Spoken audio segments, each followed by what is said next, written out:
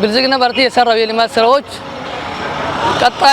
ቀጣይነት ያለው ስለሆነ የተጀመረው እንዲያልቅ ያልተጀመረው እንዲጀምር ከብልጽግና ጎን ነን ከአመራችን ጎን ነን ህዝባችንም እኛም ወደፊት ወደ ብልጽግና ሙሉ ድምጽ አግኝቶ በመመረጡ በጣም ደስ ብሎኛል። ብልጽግና የጀመራቸውን ፕሮጀክቶች ጨርሶ ለህዝብ ጥቅም እንዳውል ይገባዋል።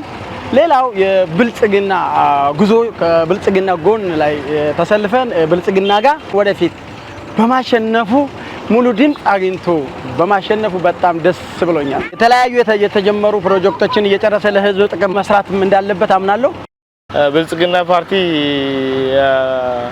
ጥሩ እየሰራ ነው ያለው።